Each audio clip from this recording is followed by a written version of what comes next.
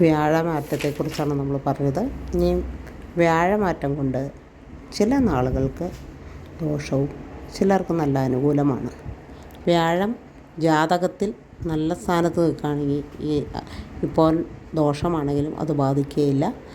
എന്നാൽ 6, 8, 12 അതുപോലെ നീചത്തിൽ മൗഢ്യത്തിൽ നിൽക്കുകയാണെങ്കിൽ ചാരവശാൽ ജാതകം ഇതുപോലെ തന്നെ ദോഷസ്ഥാനത്ത് നിൽക്കുകയാണെങ്കിൽ ദോഷഫലങ്ങളുണ്ടാകും.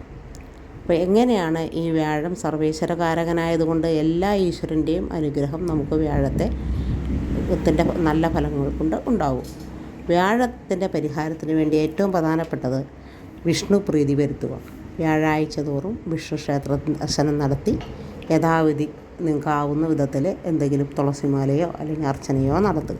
ഗുരുവായൂർ ക്ഷേത്ര ദർശനം നല്ലതാണ്. വിഷ്ണുവിൻ്റെ അവതാര പുരുഷന്മാർ ശ്രീകൃഷ്ണൻ, ശ്രീരാമൻ തുടങ്ങിയുള്ള അവരുടെ ക്ഷേത്രങ്ങളിലും ദർശനം നടത്തി യഥാവിധി നിങ്ങൾക്ക് പ്രാർത്ഥിക്കാം.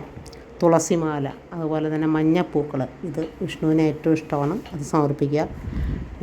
രാവിലെ അല്ലെങ്കിൽ വൈകുന്നേരമായിട്ട് സന്ധ്യയ്ക്കോ വിഷ്ണു സഹസ്രനാമം, വിഷ്ണുവിൻ്റെ കീർത്തനങ്ങൾ മാത്രമല്ല ഏത് ദേവീദേവന്മാരുടെ കീർത്തനവും നാമം ചൊല്ലുക ഏറ്റവും നല്ലൊരു കാര്യമാണ്. ഈ ഒരു വർഷക്കാലമെങ്കിലും നാരായണീ പാരായണം, ഭാഗവത പാരായണം, രാമായണ വായന, ഇതൊക്കെ ഏറ്റവും നല്ലത്. ഇങ്ങനെയുള്ള ഫംഗ്ഷനിലൊക്കെ നിങ്ങൾ പങ്കെടുക്കുക, ഏറ്റവും നല്ലതാണ് നിങ്ങളുടെ ദോഷങ്ങൾ മാറാൻ. വ്യാഴം നവഗ്രഹങ്ങളിൽ അതീവ പ്രാധാന്യമുള്ളൊരു ഗ്രഹമാണ്. അതുകൊണ്ട് ഈ വ്യാഴം നമുക്ക് അനുകൂലമായ നല്ല അറിവ്, നല്ല ഉയർച്ച, ബുദ്ധി, സന്താനം ഇതൊക്കെ ഉണ്ടാവും. അതുകൊണ്ട് പിന്നെ ഏറ്റവും പ്രധാനപ്പെട്ടത് മറ്റുള്ളവർക്ക് ഉപകാരം ചെയ്യുക. പാവപ്പെട്ടവനെയും രോഗികളെയൊക്കെ ഉണ്ടെങ്കിൽ നമ്മൾ അവർക്ക് ഉപകാരം ചെയ്യണം. നമുക്ക് യഥാവിധി ദാനം ചെയ്യണം, ഏറ്റവും നല്ലതാണ്. മറ്റുള്ളവരെ ഉപദ്രവിക്കരുത്. നല്ല ശീലങ്ങൾ മാത്രം നമ്മൾ പ്രാർത്ഥിക്കണം. പിന്നെ നമ്മുടെ ചരാചരങ്ങളിൽ ജീവികൾക്കും പക്ഷികൾക്കും മൃഗങ്ങൾക്കും വൃക്ഷലതാദികൾക്കും നമ്മൾ ആഹാരവും അതുപോലെ വെള്ളമൊക്കെ കൊടുക്കുക. മറ്റുള്ളവരെ ആരും, പ്രത്യേകിച്ച് വൃദ്ധരെയൊക്കെ രോഗികളെയൊന്നും ആരെയും നമ്മൾ ഉപദ്രവിക്കരുത്. നല്ലത് മാത്രം ചെയ്യുക. പറ്റുമെങ്കിൽ ആർക്കെങ്കിലും ഉപകാരം ചെയ്യുക.